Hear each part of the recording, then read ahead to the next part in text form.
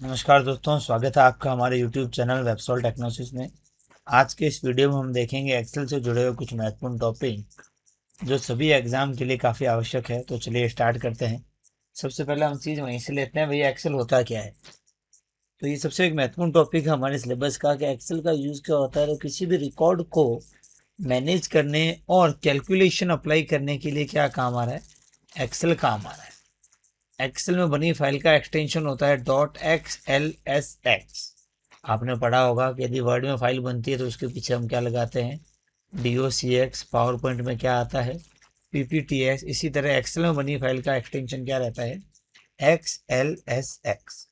Excel की एक file कहलाती है वर्कशीट, जो किसकी सहायता से बनती है, रो एंड कॉलम की सहायता से। ये हमारी रो हुई और ये हमारा कॉलम हुआ, जिसकी सहायता से हम क्या बना सकते हैं, एक वर्कशीट।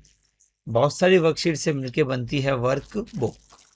यहाँ पे 2-3 टॉपिक हमने ऐड किए हैं कि बाय डिफ़ॉल्ट वर्क बुक का नाम होता है बुक 1 और बाय डिफ़ॉल्ट शीट का नाम होता है शीट 1, जो बार बार एग्जाम में पूछा गया है। यहीं पे मैंने शॉर्टकट कमांड ऐड कर दी है कि यदि आप कोई भी नई वर्कशीट बनाना चाहते हैं तो इसकी शॉर्टकट कमांड रहेगी Shift+F11। तो चलिए स्टार्ट करते हैं अगले टॉपिक की तरफ, एक्सेल के। नेम बॉक्स क्या होता है, यदि आपने एक्सेल में कभी प्रैक्टिकल किया हो तो एक तरफ आती है फॉर्मूला बार और उसके पास में जो बॉक्स आता है उसको कहा जाता है नेम बॉक्स, जिसके अंदर हम कोई भी सेल एक एड्रेस को शो करता है। जैसे एक्सेल के पहले सेल का एड्रेस होता है A1, मीन्स आपका A और 1 नंबर कॉलम ऐड है। आप यहाँ देख सकते हैं, मैं एक बार एक्सेल ओपन कर देता हूँ और आपके सामने ये अवेलेबल है।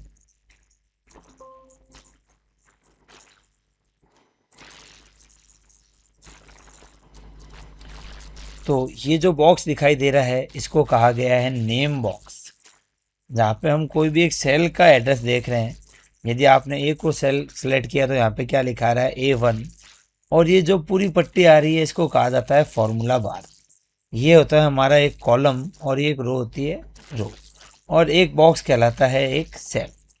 तो बस इतना से इसका इंट्रो रहता है। नेक्स्ट चलते हैं हमारे।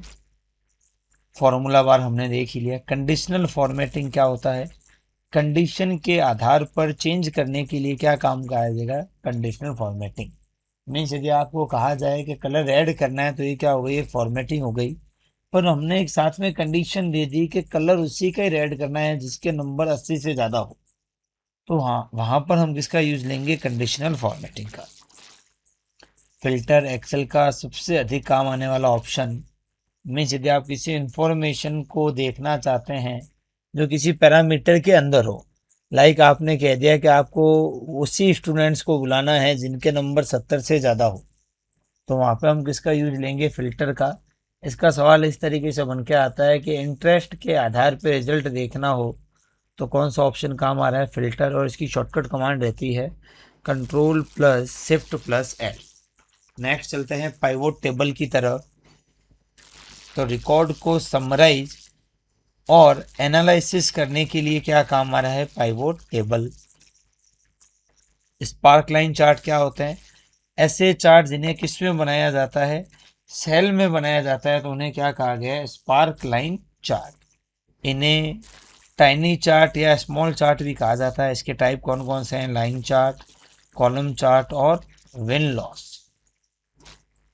प्रिंट एरिया, ये सवाल बार बार आ रहा है, सेलेक्टेड एरिया को प्रिंट निकालने के लिए क्या काम आ रहा है, प्रिंट एरिया।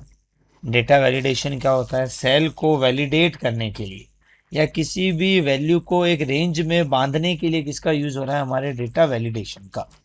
लाइक आपने एक पैरामीटर लगा दिया कि सेल के अंदर कम से कम वैल्यू कितनी जानी चाहिए, 36, और ज़्यादा से ज़्यादा जानी चाहिए 100। तो एक तरीके का क्या हो गया, वैलिडेशन। नेक्स्ट टॉपिक की तरफ चलते हैं हम, फंक्शन क्या होता है। तो एक्सेल में 2 तरीके के मेथड है, एक तो होता है फंक्शन और एक होता है फॉर्मूला। तो पहले से बने बनाए हुए मेथड क्या कहलाते हैं, फंक्शन।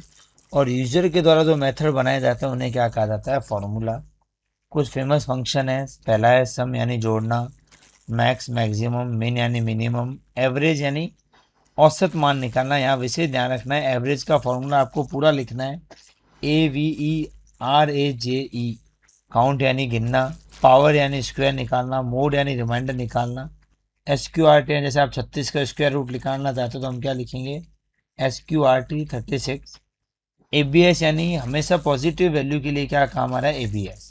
यहाँ पे गौर करने लायक बात है कि यदि आप किसी भी रेंज को शो करना चाहते हैं तो हम क्या लगाते हैं कॉलन लगाते हैं। जैसे मैंने लिखा G2 कॉलन H2 मीन्स कौन सी रेंज सेलेक्ट होगी G2 से H2 तक, और इसकी शॉर्टकट कमांड रहती है शिफ्ट प्लस F3। नेक्स्ट बढ़ते हैं। सेल रेफरेंस एक मोस्ट टॉपिक है। एक सेल के डेटा को दूसरे सेल में कॉपी करना क्या कहलाता है सेल रेफरेंस। इसके 3 टाइप हैं, पहला है रिलेटिव, दूसरा है एब्सोल्यूट और तीसरा है मिक्स। इसको सीधे शब्दों में याद रखिए, यदि कॉपी करने पर सेल एड्रेस चेंज हो जाता है तो इसको क्या कहा गया है रिलेटिव रेफरेंस। यदि कॉपी करने पर सेल एड्रेस चेंज नहीं हो रहा है तो इसको कहा गया है एब्सोल्यूट रेफरेंस, और आधा हिस्सा चेंज हो रहा है और आधा हिस्सा चेंज नहीं हो रहा है इसको कहा गया है मिक्स रेफरेंस। रिलेटिव रेफरेंस का एग्जाम्पल हो गया जैसे A2 कॉलन G2। यदि आप किसी भी रेफरेंस को एब्सोल्यूट में बदलना चाहते हो तो हम किस सिंबल का यूज लेते हैं डॉलर सिंबल का। किस बटन की सहायता से F4 बटन की सहायता से। यहाँ सीधा सीधा देखिए, यदि हर कैरेक्टर और नंबर के आगे डॉलर लगा हुआ है तो ये हमारा कौन सा कहलाएगा एब्सोल्यूट। एक के आगे भी डॉलर नहीं है, ये हमारा क्या कहलाएगा रिलेटिव, और एक आधा भी डॉलर कम है तो ये हमारा क्या कहलाएगा मिक्स्ड रेफरेंस। चलिए नेक्स्ट। फ्रीज पेन बार बार सवाल पूछा जा रहा है कि स्क्रॉल करते समय आप चाहते हैं पहली रो या पहला कॉलम अपनी जगह पे लॉक हो जाए और हेडिंग हमेशा दिखाई देता रहे, तो उसके लिए कौन सा ऑप्शन काम आ रहा है फ्रीज पेन। सेल को एडिट करना है तो कौन सा ऑप्शन रहेगा F2। हैश क्यों आ जाता है, यदि सेल छोटा हो और डेटा बड़ा हो तो हमारे क्या कौन सा सिंबल आ जाएगा हैश आ जाएगा। PMT पेमेंट की कैलकुलेशन करने के लिए क्या काम आ रहा है PMT फंक्शन काम आता है। इसके अलावा कुछ अलग अलग टॉपिक है। वी लुकअप क्या होता है, तो वर्टिकल वैल्यू को एक्सेस करने के लिए हमारे क्या काम आ रहा है वी लुकअप।